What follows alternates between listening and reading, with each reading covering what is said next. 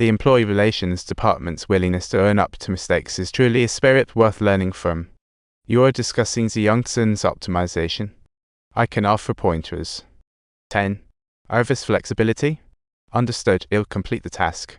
2 employees worried, but he grinned, started optimizing without knowing why, and put down his tools. Seen as a threat, he was scared, but his backpack phone live streamed it all, while Lao Hu ignored the documents. He carried his papers with a grin that others interpreted as a smirk. With my skills. At my age, I shouldn't be called up, but honestly, it's your turn anyway. This blunt talk left everyone stunned. Losing their jobs is frustrating, anger broke through his fears. Let's discuss money. Little more cut to the chase, all eyes on him. The veteran rejected his 5 affair. He shot back with a demand for 20%. Hey, the company's facing a bit of pressure too. As a senior, set a good example. No more fooling. I've decided. 10% is already generous. Okay, 10 it is. No one expected layoffs would go so smoothly, negotiating at the expected price. Lao Hu was thrilled and practically ready to take off, rummaging. Congratulations to Comrade Zhu Yongsun for a 10% raise. Everyone froze, completely bewildered. Factories and workers are just like a couple in a marriage. They have to understand each other. You can't say the factory is doing great. Instead of viewing workers as burdens due to aging, always eyeing younger replacements. Sounds a bit harsh, doesn't it? Wait, are you guys really promoting and giving me a raise? Of course not. Congratulations, a huge weight has finally lifted. That guy quickly propped up his backpack. Pounding the table, he grabbed Lao Hu's hands. Who would have thought the group would be so friendly towards employees? Only little Ma and he were worried about their jobs. What do you mean by this? Weather's turning tonight, and I'm worried about catching a chill. I know how to dress for the weather. All right, he took off his badge, awaiting the boss yelling, Lao Hu overjoyed. He marveled at how easy the task turned out to be. Warm 1 minute, cool the next, after a bit of a meeting. Another vice director taunted, this is a blunder never seen in the HQ industry. It's making the group blush, but Lao Hu had his backing. He wasn't going to leave him hanging. As someone who stepped up voluntarily, his dedication was commendable, but shush. The director flipped the script and praised Lao Hu, right in front of employees resisting layoffs. Lao Hu divided the united group, displayed HQ's power. Not a blunder, but a strategy.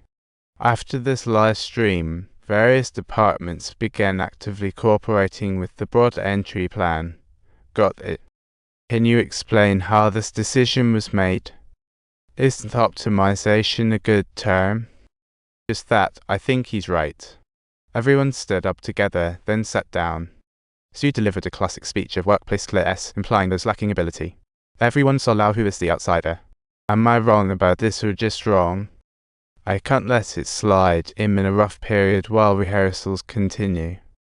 Thanks to this, Lao Hu got promoted as someone who came from the shop floor just like our chairman. Both shared the surname. The company started buzzing with rumors that Lao Hu was related to the chairman. Impossible. Lao Hu became the key team lead.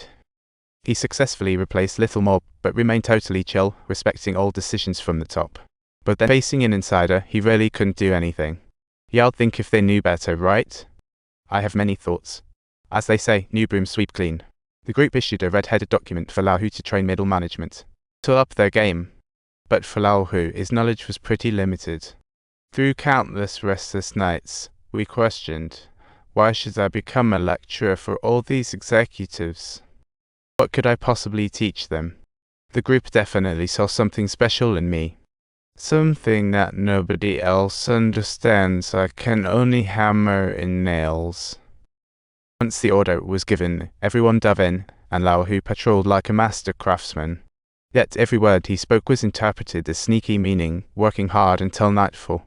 He finally awaited the chairman, who reminisced about the good old days at the Standard plant. After all, he used to be its director. Lao Hu stared at the old director with a dazed expression, misinterpreted by others. The chairman encouraged him with a few words and then prepared to leave. Lao Hu felt nostalgic towards the old director. Remembering the good times, the chairman waved at the distance the misplaced lights created. Seemed like a father's caress.